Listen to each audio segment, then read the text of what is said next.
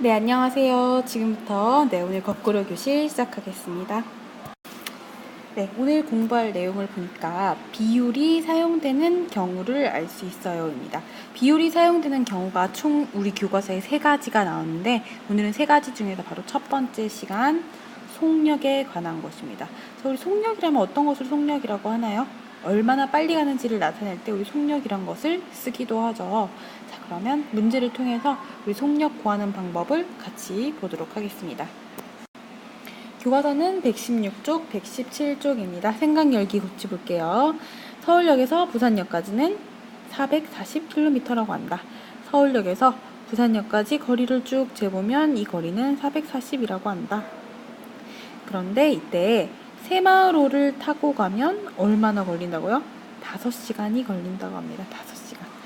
여기서 서울에서 부산까지 가는데 5시간이 걸린대요. 새마을호를 타면.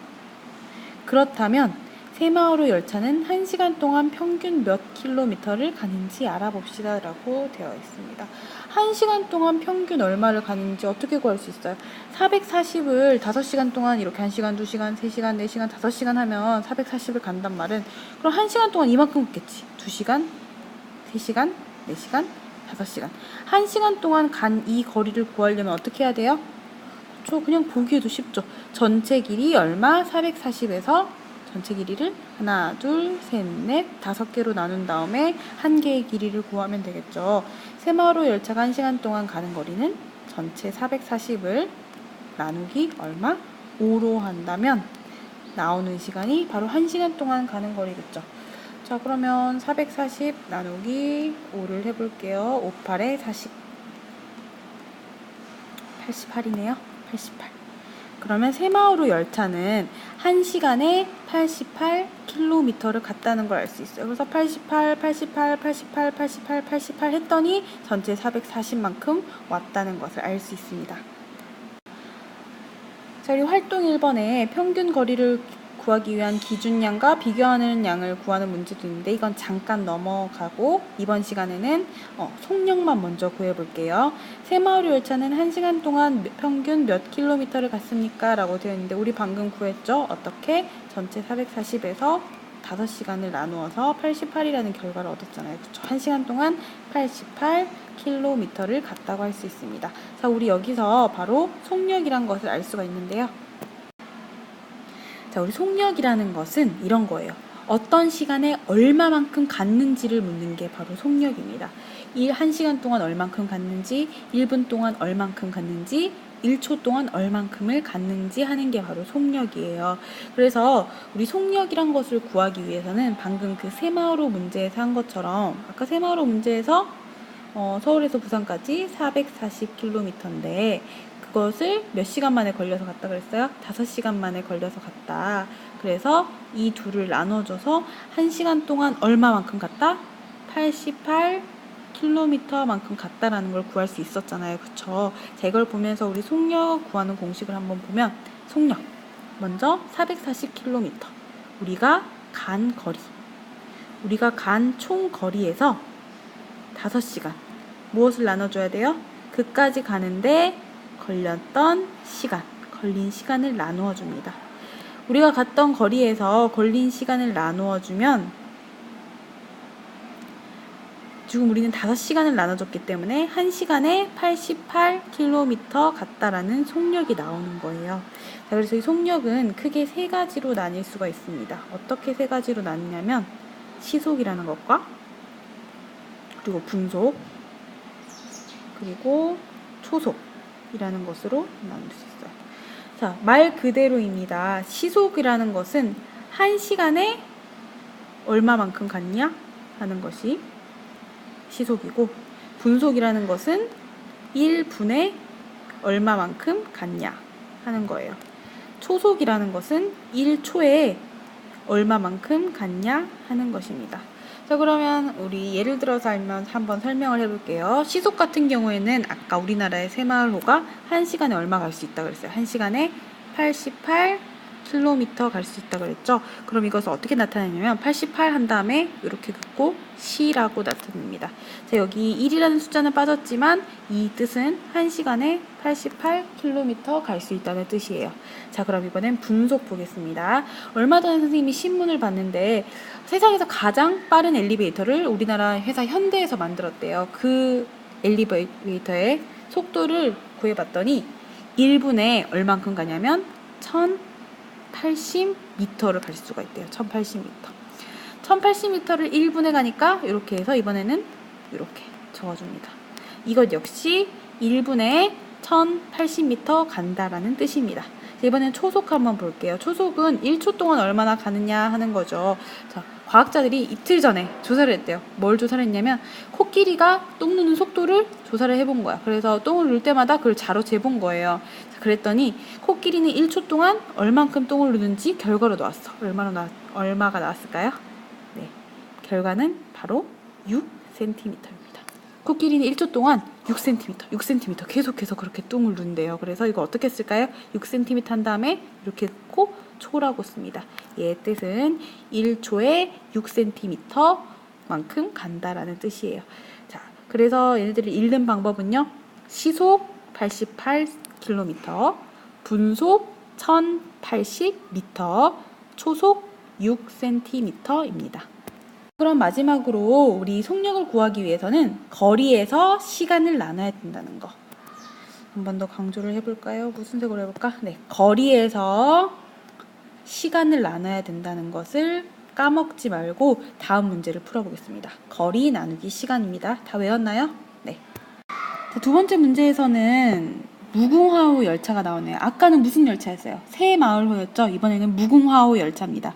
무궁화 열차는 새마을호보다 조금 더 싸고 그리고 조금 더 낡은 옛날 열차예요. 그런데 이것을 타고 서울역에서 부산역까지 가는 데는 얼마나 걸렸다? 5시간 반이 걸렸다. 아까는 5시간이 걸렸는데 이번에는 30분이 더 걸린 것으로 보아서 더 옛날 기차가 맞는 것 같아요. 그렇죠? 이 무궁화호 열차의 속력을 알아보시오라고 되어 있습니다.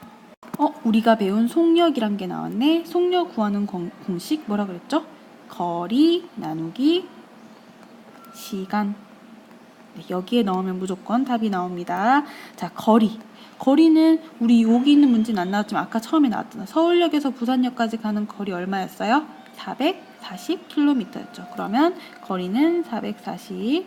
그 다음에 나누기 시간 넣어줘야겠네요. 시간을 넣어줘야 되는데 얘가 5시간 30분이라고 돼 있어. 이 5시간 30분이라는 시간 어떻게 넣으면 좋을까요? 우리 예전에 했죠. 5시간 30분을 먼저 분수로 고칩니다. 5시간 30분을 분수로 고치면 5와 5시간 30분 이거 어떻게 적는다고 그랬어요? 30분은 전체 몇 분 중에서 1시간은 60분이죠. 그래서 1시간 60분 중에서 30분이란 뜻이잖아. 그치? 그래서 5시간 30분은 5와 60분의 30이 될 수 있습니다. 얘를 약분해주면요. 1이 되죠. 그래서 5와 2분의 1이 됩니다. 간단하게 계산해주기 위해서 얘를 소수로 고치면 5와 10분의 5니까 5.5가 되겠네요. 그럼 시간은 5.5 시간이 걸린다고 할 수가 있어요. 그래서 여기다가 5.5 시간 이렇게 적겠습니다. 자, 이 다음에 이제 계산만 하면 되겠네요. 440에서 5.5를 나누어주면 한 칸 옮겨주고 한 칸 옮겨줘서 0이 생기고 그래서 4400 나누기 55 하면 되겠습니다. 선생님이 딱 보니까 여기 8을 넣으면 되겠네요. 8을 넣으면 5, 4, 58에 40, 그 다음에 58에 40에 4를 더하면 44가 되니까 0. 자, 여기서 끝내면 안 되죠. 어떻게 해야 돼요? 남는 자리 여기다가 0을 또 써줘야 돼요. 80이 나오네요. 이렇게 나눴더니 속력이 80이 나와요. 그러면은 어떻게 적어주면 될까요? 80km만큼 간다. 그리고 얼마에? 1시간에. 그래서 얘는 무궁화호는 시속 80km라고 할 수 있습니다. 그렇죠? 네, 바로 활동 3 마지막 문제 보겠습니다. 이번 문제는 대화를 보고 속력을 비교해 보세요 라고 되어 있습니다. 누가 더 큰지 그런 걸 비교하라는 것 같아요. 그쵸? 자, 지난 2003년에 불었던 태풍 태풍 이름이 매미였어. 너희들은 잘 모르지. 선생님이 완전히 확실하게 기억이 나요. 태풍 매미의 순간 최대 풍속은 60m. 초속 60m.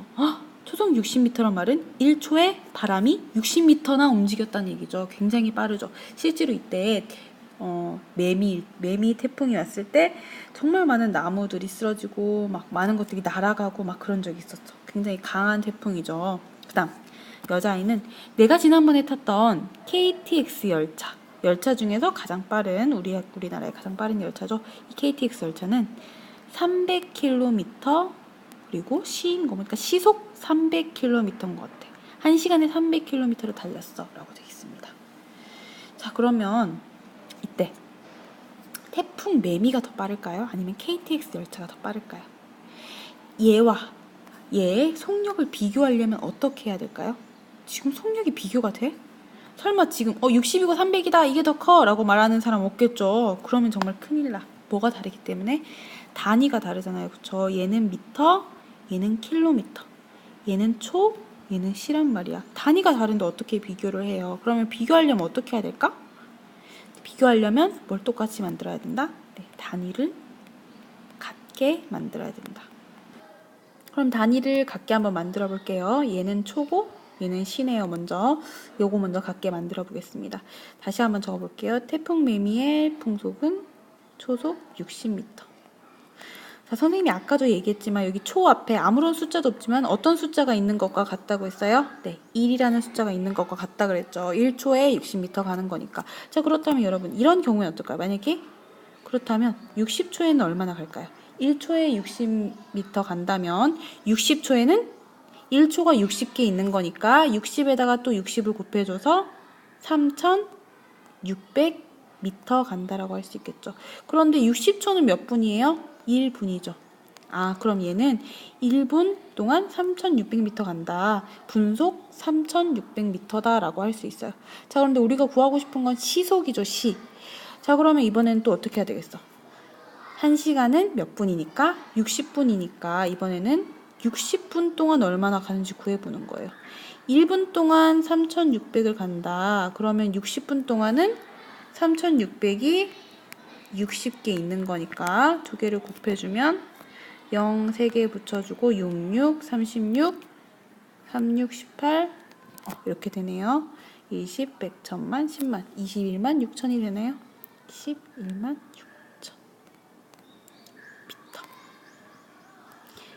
60분은 1시간이니까 이렇게 되겠죠.